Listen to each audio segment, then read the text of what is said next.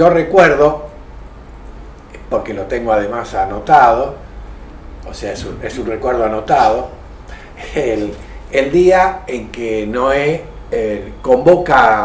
nos convoca a los que luego seríamos los directores de la historia crítica de la literatura argentina. Era un domingo por la tarde, y ahí largas todo ese plan, ¿no es cierto?, que parecía en ese momento, estamos hablando casi de 20 años atrás, ¿no es cierto?,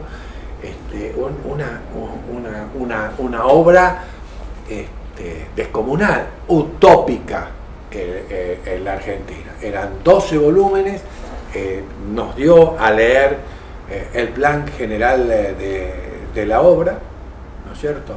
Y así comenzó, y yo quiero evocar eso porque en este momento estamos muy cerca de la culminación, Jorge Monteleone mediante, ¿no es cierto?, de culminar los 12 volúmenes.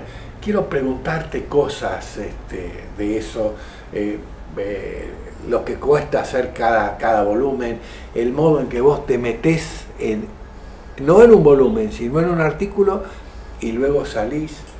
Y otra cuestión, la mirada, alguna vez alguien lo hará, seguramente alguien lo hará, sobre la cantidad de colaboradores que tiene. Y esto también tiene que ver con una cuestión que retomo lo anterior de la lectura, ¿no es cierto? Esa pluralidad, digamos, como todos los ojos de la mosca sobre la literatura argentina. Contame cómo estás ahora con eso y cosas que quieras que podamos evocar de la historia crítica. Estamos sobre el final del último volumen, que está costando más terminarlo o desarrollarlo que los anteriores, o a lo mejor costaron lo mismo, pero digamos, como en el caso del parto, los dolores se olvidan. Entonces la realización de cada volumen también ya la olvidé, pero visto hacia atrás es realmente bastante descomunal, porque son 11 volúmenes, casi un promedio de 24, 25 artículos, son casi 300 artículos, son 300 colaboraciones que costó conseguir y que fueron objeto de una edición muy rigurosa, como te consta, ¿no? Sí, sí, sí. Cada artículo fue trabajado muchas veces. Yo quiero que hablemos del relato, la idea de pensar la idea del relato y cómo, pensaste las cesuras o las divisiones en volúmenes, a partir de qué idea. Bueno, aquí hay algo que apareció en nuestro intercambio de ideas anterior, la cuestión de la lectura, de la comprensión diferida. Yo creo que eso existió en mí de hace mucho tiempo, desde mis comienzos como profesor de literatura, que ahí no me improvisé. Cuando me invitaron a ir a trabajar a Córdoba, yo no tenía prácticamente currículum. Y después, con el tiempo, me di cuenta que me habían aceptado como profesor para impedir que otros llegaran a cargo, por una interna. Yo no lo sabía, pero a mí me interesaba empezar ahí. Y yo sé, armé la cosa, digamos, también con una anécdota interesante. No sabía muy bien cómo encarar un curso, 2 cursos de literatura argentina. No había escrito algo, pero muy poco, nada, no tenía currículum. Entonces fui a ver a un librero, amigo mío, un hombre muy culto, que estaba en la calle Sarmiento, había estado antes en Viamonte, y le dije, mire, tengo este problema, aconséjeme, y dice, mire, llévese todo esto.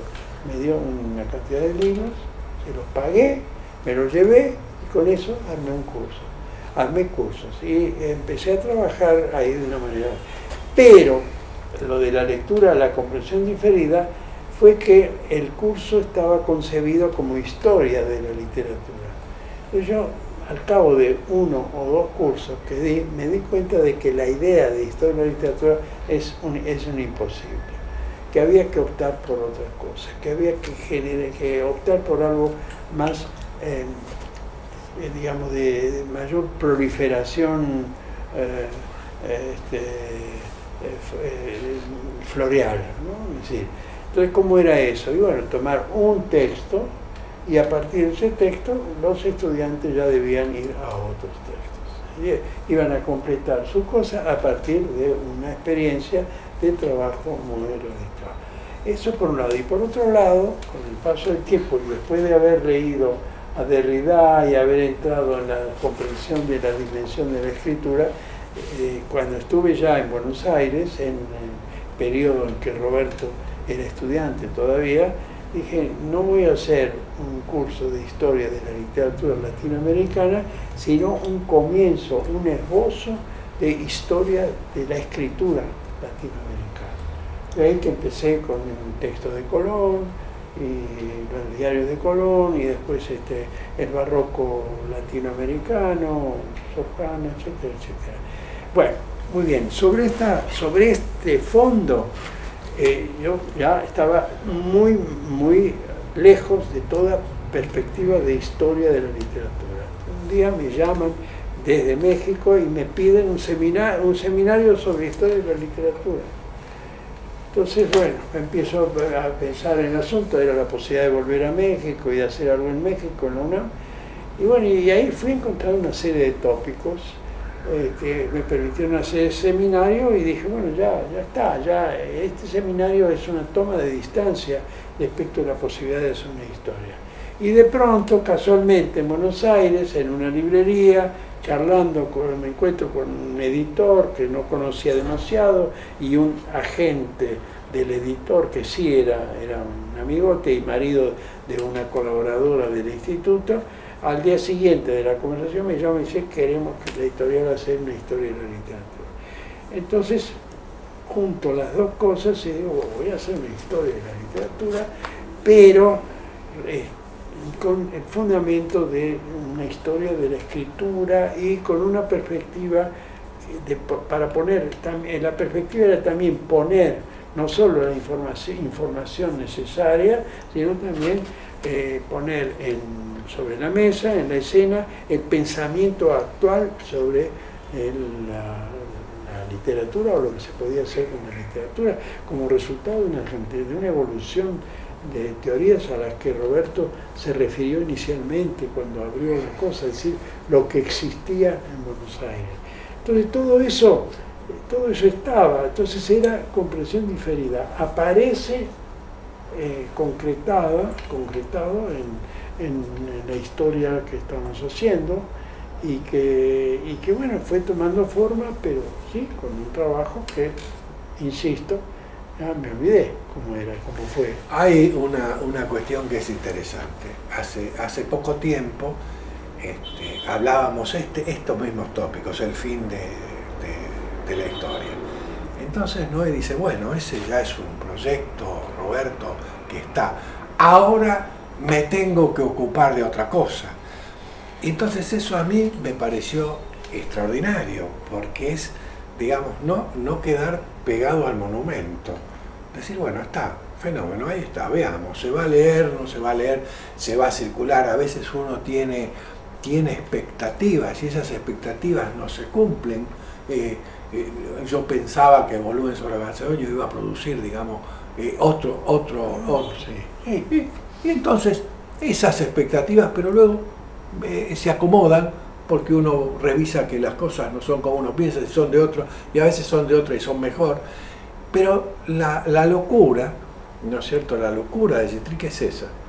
Y yo quiero aprovechar, ahora que me hace señas, vos cerrás, una cosa que me dijo Gonzalo Aguilar alguna vez. Nos encontramos, él estaba con Alejandra Laera, su mujer, y yo estaba con Silvia, y nos encontramos en un supermercado con los changos y empezamos a hablar, y uno siempre habla de los amigos. Entonces Gonzalo, con seriedad, me dijo, sí, pero para nosotros Noé es un mal ejemplo. ¿Por qué?